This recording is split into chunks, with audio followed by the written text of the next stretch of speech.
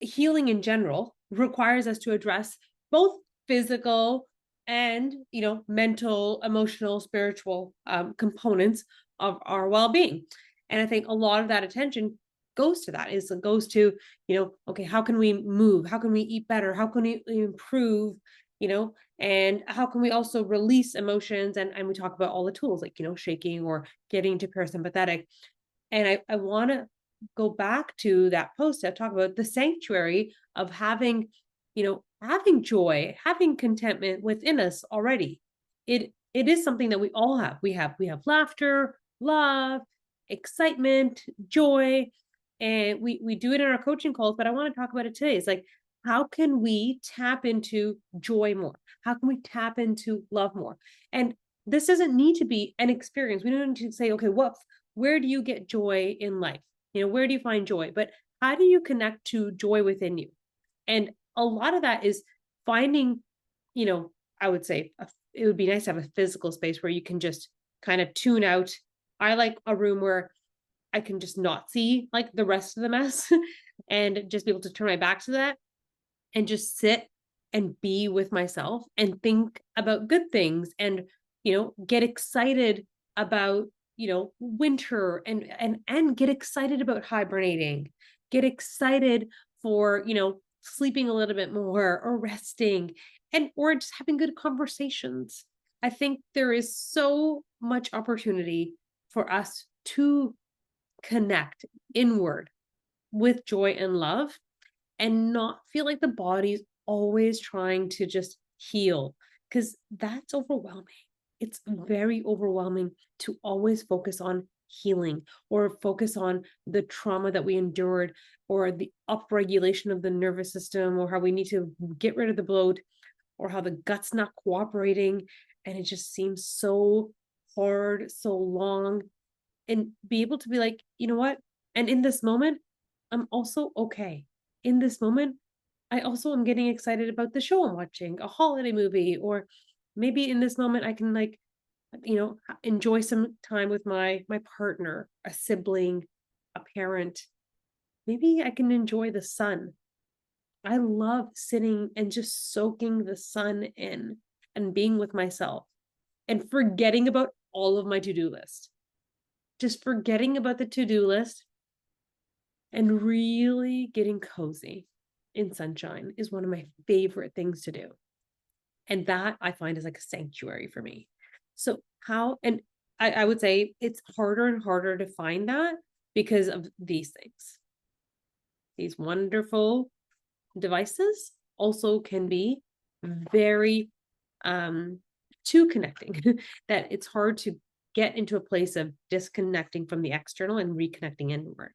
So if you have time this week, start by finding 10, 15 minutes, a spot, maybe where there's sun, maybe where there's a window, and where you can turn your back from your to-do list and turn off the phone, or at least put it where, in a different room for a minute, and find joy, find that inner sanctuary that we all have. I promise you, being able to connect to the sanctuary, yeah, you can do it as like a meditation. Yeah, you can do it as a mindful moment, or you can just be with yourself. It fills our cup up because we're present. And being present is what all this mindfulness is all about. It's about being able to be present and feel really secure, grounded, and get energized, right? Because that's where you get our energy back. I always talk about the cup of energy, right? Physical energy, mental energy, emotional energy, it all comes from one battery. So that battery, we can charge it by walking, but we can also charge it by being connected to our inner self and not emotionally leaking our energy everywhere. All right. Just want to make sure.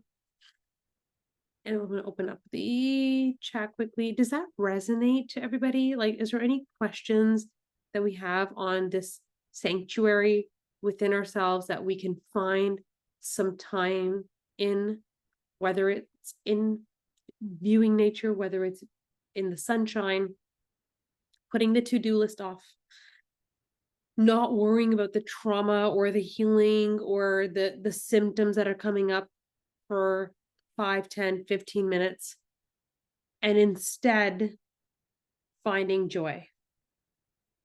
Finding joy.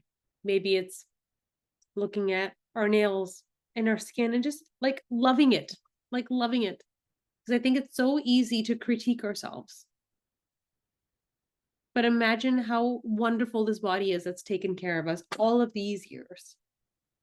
How wonderful is this body that's taken care of us all these years and given us the opportunity to laugh, to love, to have a passion, to have a desire to heal so that we can continue to live a great life. Those are all wonderful things that each one of us have, right? A purpose, a motivation to show up here each day, right? These are things I want you to honor, celebrate, love, and really connect with. Like, it's pretty awesome. I love this sunshine that's reflecting inward now. I love sun. You guys know me. Like my moment of like peace and sanctuary is like when you can find me alone and the sun's just falling in that same room. I'm like, leave me for like 10 minutes and let me just soak this in. All right. It sounds like this is resonating and we're just soaking it in. Let's soak in some sun. Let's soak in some self-love. It's already within us. We don't have to do anything. Find some joy and focus on the good. And this will help bring a practice of gratitude this month. We all can use it as the days are shorter and we don't go out as much and don't have that, that sunshine, the interaction or the warm weather. Having tools where we can go inward for these sources of joy is going to be helpful because, it is a challenging 3 months sometimes, but that's okay. We have our joy. We have our motivation, our purpose, all the things that make us want to heal and get our health back.